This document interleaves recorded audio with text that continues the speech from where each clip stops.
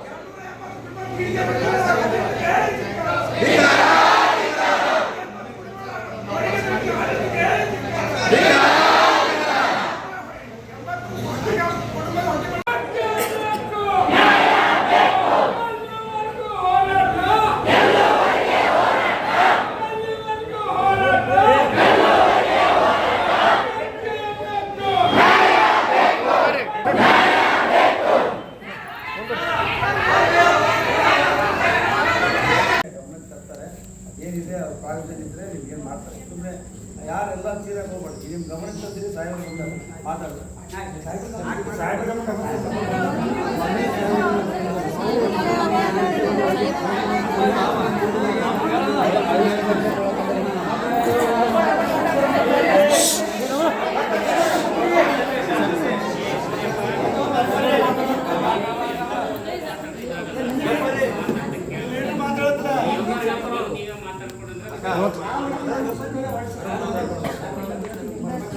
ಅದೇ ರೀತಿ ಅಷ್ಟೇ ಸರ್. ಸಿಂಡಿಕೇಟ್ ಸರ್ವ ಸದಸ್ಯರಿದ್ದಾರೆ, ಸಿಂಡಿಕೇಟ್ ಸದಸ್ಯರು ಇದ್ದಾರೆ ಸರ್.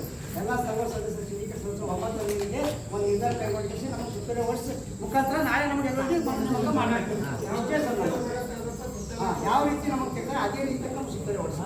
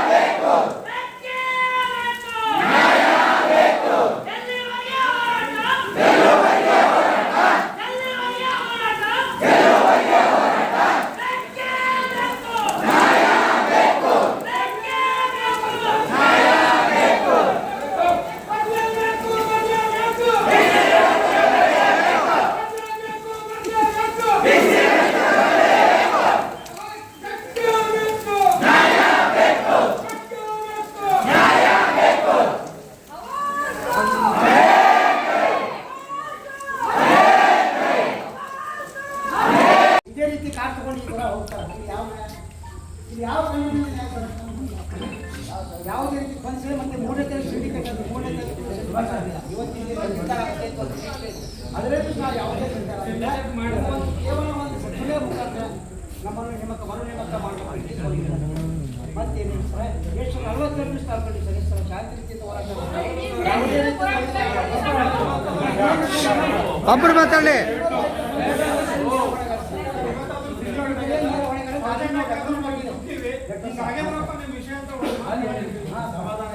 ಆದರೆ ಸಾಹೇಬರು ನಿಮ್ಮ ಏನಿದೆಯಲ್ಲ ನಿಮ್ಮ ವಿಷಯ ಗಮನಕ್ಕೆ ತರ್ತಾರೆ.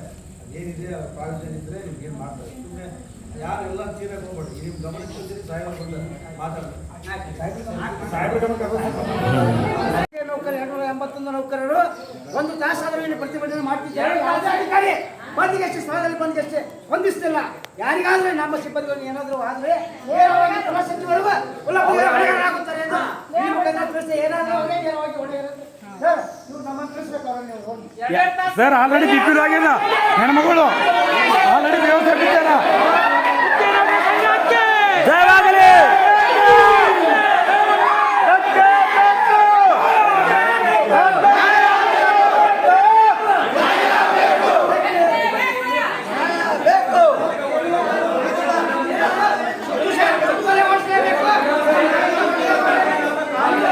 ಮತ್ತಷ್ಟು ಸುದ್ದಿಗಾಗಿ ನೋಡ್ತಾ ಇರಿ ಶ್ರೀ ನ್ಯೂಸ್ ಕನ್ನಡ.